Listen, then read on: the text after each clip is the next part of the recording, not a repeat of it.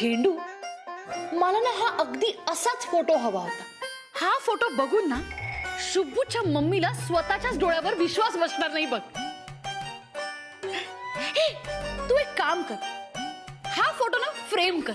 काय? हा photo frame करायचा आहे? हा फोटो फ्रेम कर. मी स्वतः माझ्या हाताने शुभूच्या मम्मीला देऊन ये.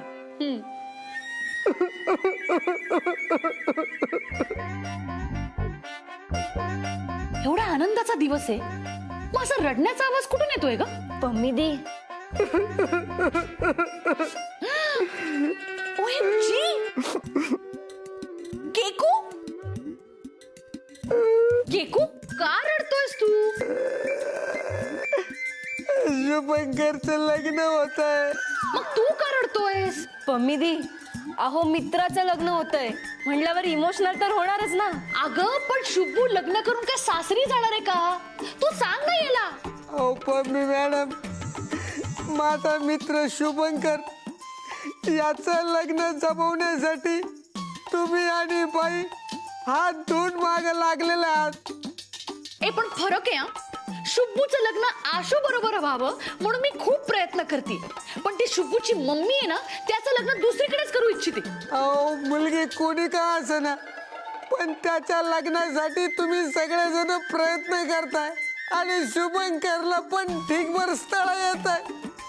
आणि आजवर मी लग्नाशिवाय इकडं तिकडं फटकतोय, हे कुणीच बघत नाहीये. अरे केकू, तुझ्या मित्राचं लग्न होतंय की नाही, मग तू खुश व्हायला हवंस, हो की नाही? अहो पम्मी मॅडम, माझ्या मित्राचं लग्न होतं याचा मला आनंद तर आहेच, पण माझं पण लग्न व्हावं, माझ्या पण लग्नाची अशी धावपळ असावी, माझी पण वरात निघावी, मला पण पोरं सोरं व्हावे.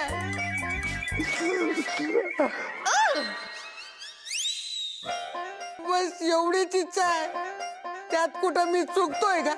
तू तुझ्या लग्नाचा विचार करतोयस ना, हेच तुझं चुकतंय. काय म्हणजे मला असं म्हणायचंय की आता शुभूच बघ ना, तो त्याच्या लग्नाचा विचार करतोय का? नाही. मग तरी त्याचं लग्न ठरलंच ना. हा, मग तेच सांगतेय मी, तू पण तुझ्या लग्नाचा विचार करणं सोडून दे. काय?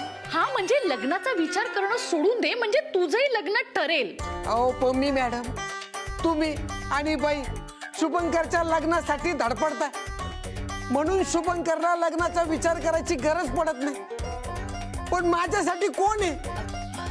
मी आहे ना. हा? म्हणजे मी करेन तुझ्या लग्नाचा विचार, मी शोधेन ना तुझ्यासाठी मुलगी. कठीण आहे. हा? नाही म्हणजे कितीही कठीण असलं तरी मी शोधेन केकूसाठी मुलगी. हा, अगदी त्याच्यासारखीच, त्याला शोभेल अशीच. हा पम्मीजी खरंच? हा.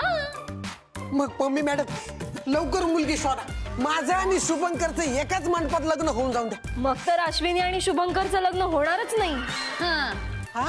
हा नाही म्हणजे तिला असं म्हणायचंय की बघ ना केकू, आता तुझ्यासाठी मुलगी शोधत बसलो ना तर खूप वेळ वाया जाईल, आणि तेवढ्याच जर त्या शुभूच्या मम्मीने त्याचं लग्न दुसरीकडे लावलं म्हणजे. अरे म्हणूनच म्हणते मी, एकदा का शुभू आणि आशूच्या लग्नाच्या अक्षता त्यांच्या डोक्यावर पडल्या ना की मग आपण तुझं पण लग्न लावून टाकू. काय? हा, हा, चालेल चालेल. चालेल चालेल. केकू आता स्माईल.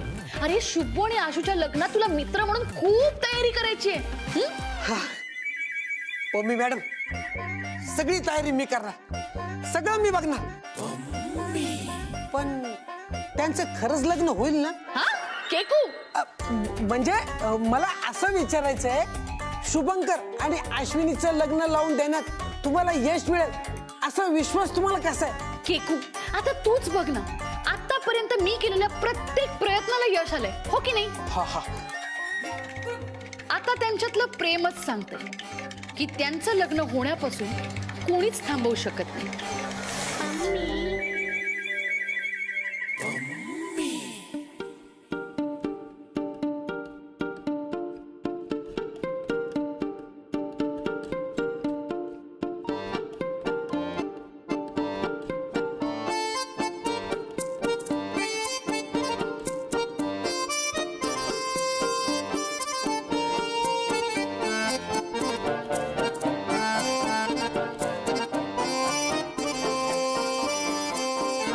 अश्विनी, तुम्हाला राग येणार नसेल तर एक सांगू? तुम्ही ना तुमचे केस मोकळेच ठेवा, बांधू नका, असेच छान दिसतात.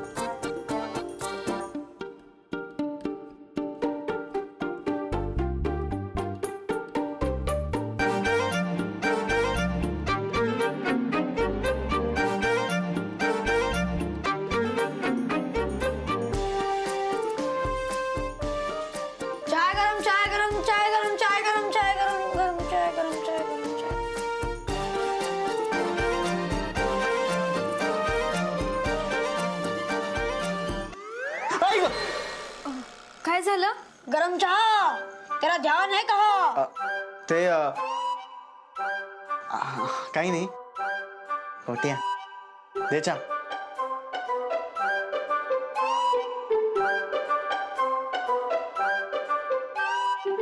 गोट्या, तू माझ्यासाठी चहा आणलास?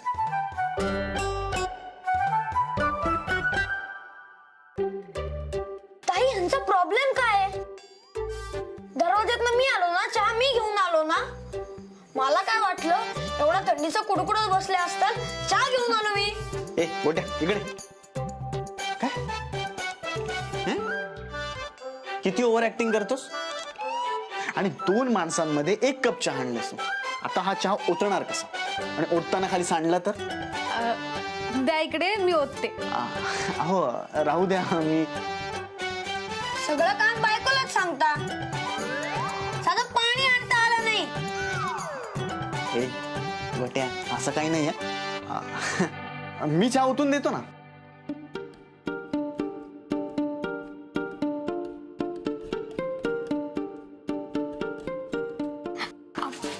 सांभाळून.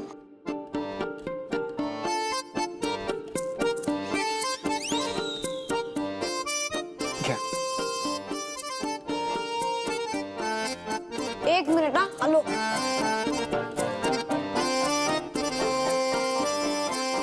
द्या.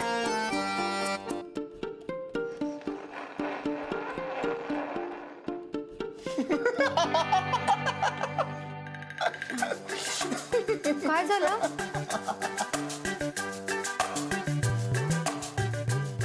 सांगा ना, काय झालं? तुम्ही तो आवाज केला. सॉरी, मी आता परत नाही करणार असा आवाज. अहो नाही, उलट हा आवाज ऐकला ना की मला खूप मजा येते. मला सांगतो, आमच्या लहानपणी बाबा आमच्यासाठी असा आवाज काढायचे आणि आम्ही खूप हसायचो. हा, काय सांगताय? हो, पण आमच्या आईला ना हे आवडायचं नाही. एक दिवशी तर ती बाबांना खूप ओरडली, पण तरी सुद्धा आईच्या नकळत बाबा आमच्यासाठी सुर सुर असा आवाज काढायचे. एकदा गंमत झाली. काय झालं, बाबा आमच्यासाठी आवाज काढत होते आणि मागून आई आली. आम्ही दोघंही पळालो आणि बाबा आमच्या आईच्या तावडीत सापडले. मग काय, त्यानंतर आमच्या बाबांनी कधीही चहा पिताना सुर सुर असा आवाज काढण्याची हिंमतच नाही केली. म्हणजे आमच्या बाबांच्या मनात आईविषयी आदरयुक्त भीती आहे ना, म्हणून. पण मगाशी तुम्ही असा आवाज केला आणि मला सगळं आठवलं. अश्विनी, आता आपण दोघं खूप छान मित्र झालोय. तुम्ही सुद्धा खूपदा माझ्या घरी आलात.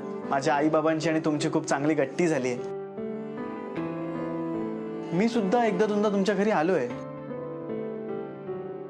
पण कधी तुमच्या बाबांचा विषयच निघाला नाही.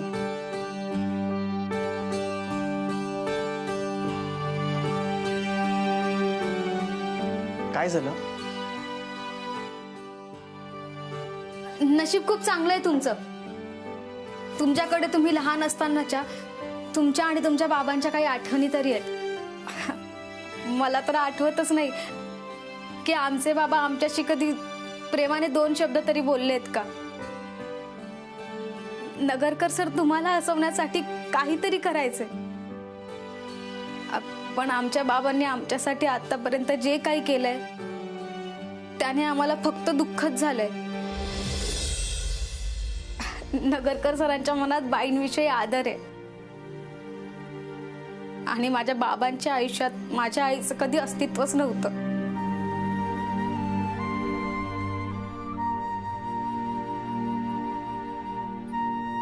इतका त्रास दिलाय का त्यांनी? तुम्हाला त्यांची आठवणच येत नाही? त्यांना आमचा त्रास होऊ नये म्हणून ते आम्हाला सोडून गेले. बाबा गेले ना तेव्हा आम्ही अगदी शून्यावर आलो होतो. आईने आम्हा दोघी बहिणींना घेऊन एक एक पै जमा करत आमचं छोटस घरटं परत उभं केलं. आता फक्त ते घरटं मोडू नये यासाठी आमचे प्रयत्न सुरू आहेत.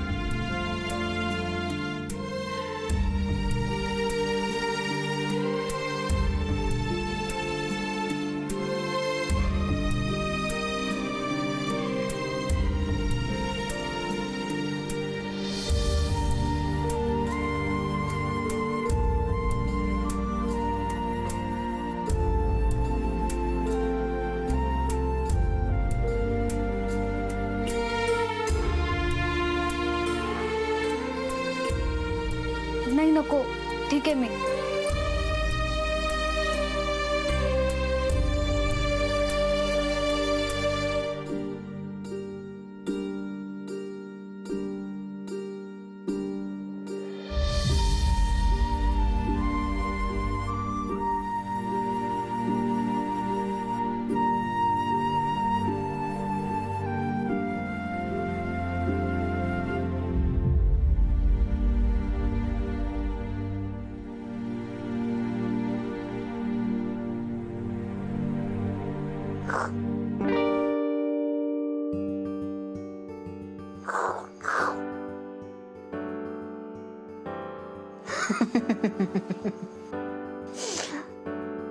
आवाज जमतोय ना मला?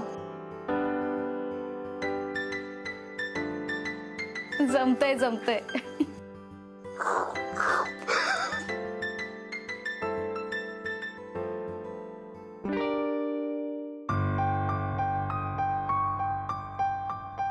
हा कुठे गेलाय शुभंकर काही कळत नाही. किती वाजलेत? अरे बापरे, फारच उशीर झालाय. तर आज हा घरी येतोय का नाही?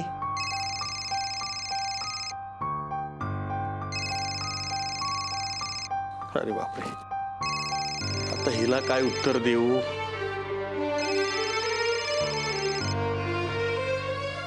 हा शारदा बोल.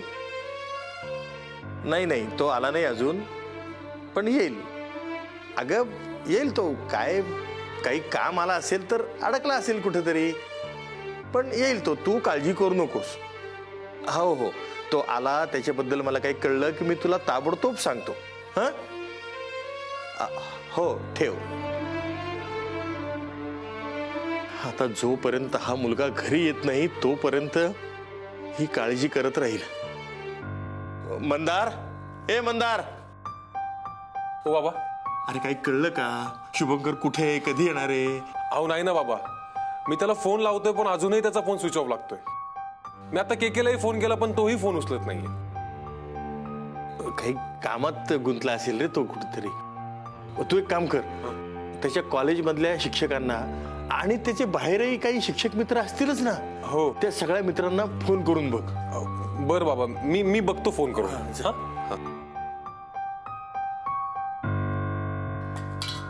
आई, मी म्हणते या पम्मीला ना बरोबर माहित असणारे आशु शुभंकर कुठे आहेत ते.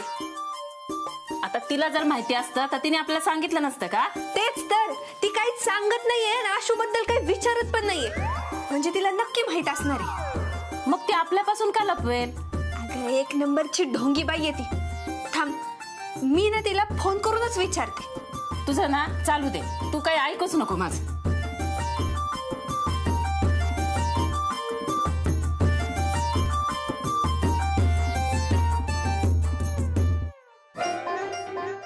ही रुपाली का फोन करतेय मला? Hello hello Pammi. हा बोल रुपाली. अगं ती कविता आशु शुभंकरला शोधत घरी आली होती. OMG, कविता आली होती? म्हणजे कविता आली तर मी काय करू? तेच तेच तू काहीच करत नाहीयेस. म्हणजे अगं इतर वेळी तू आशू बद्दल काही बाई विचारत असतीस, तिच्या सोबत असतीस. मग आता आशू इतका वेळ नसताना तू काहीच कशी बोलत नाहीयेस? एक मिनिट, तुला नेमकं काय म्हणायचंय? खरं सांग, तू त्या दोघांना मागच्या सारखं कुठं पाठवलं नाहीयेस ना? अगं मी कशाला त्यांना कुठे पाठवू? मागच्या वेळेला पण आत्यानी माझ्या भरोश्यावर तिला शूटिंगला पाठवलं होतं. तिला काही त्रास होऊ दिला का मी? कधी तिला बुटीकवर यायला उशीर झाला ना तरी मी स्वतः माझ्या गाडीने तिला सोडायला येते. मी नेहमी तिला सगळ्या अडचणीतून बाहेर काढलंय. मग मी तिला कुठे का अडकवू? तू खरं बोलतेस ना? हे बघ रुपाली, तुझा ना माझ्यावर विश्वासच नाहीये. तू ना माझ्यावर गंभीर आरोप करतेस. अगं बाज, कळलं मला तुला काही माहित नाहीये ते, पण आता जास्त काही बोलू नकोस. आधीच कविता इथं येऊ नये ना, आशू शुभंकर बद्दल खूप काही बोलून गेलीये, आता अजून काही नको. बरं चल, ठेवते मी. तुला काही कळलं ना तर आम्हाला पण सांग. हा चल बाय. या कविताला काय गरज होती त्या पाथर्डीला जायची? नसलेलं डोकं वापरायला लागली. हिची भेट आता घ्यायलाच हवी.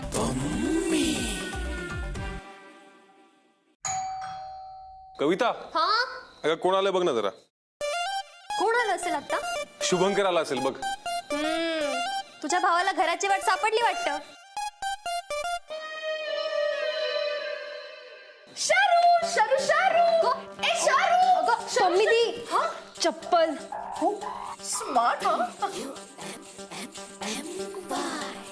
ए बाई, चप्पल काढली मी. शारू कुठे? शारू शारू शारू ए शारू शारू शारू अहो, ऐका. ए घरात कुठे बसते? शारू खाली चाललो. ए शारू ए शारू ए कुठे शारू? अरे शारू कुठे? शारू,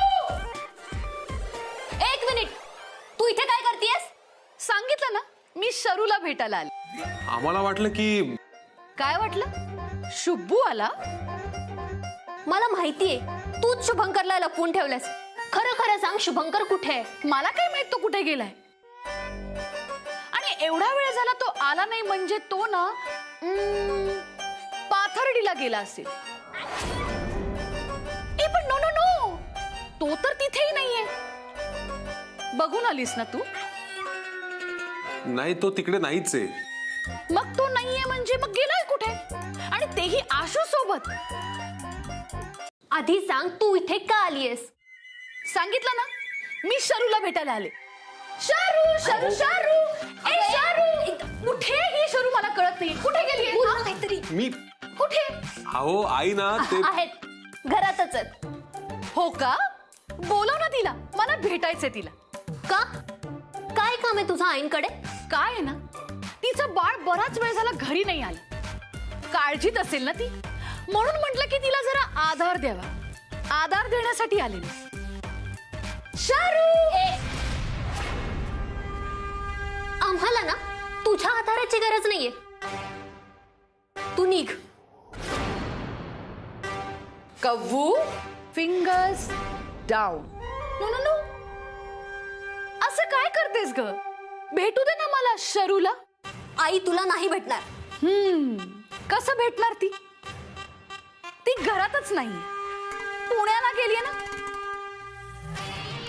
विद्येचं माहेरघर, विद्यापीठात गेलीये ना. हो पण जाऊ दे तिला विद्यापीठात, पण आता ती गेलीये म्हणून तू तिची जागा घेऊ नकोस. स्मार्ट सुनबाई बनू नकोस तू. कारण काय ना कव्वू, ते तुला जमणार नाही.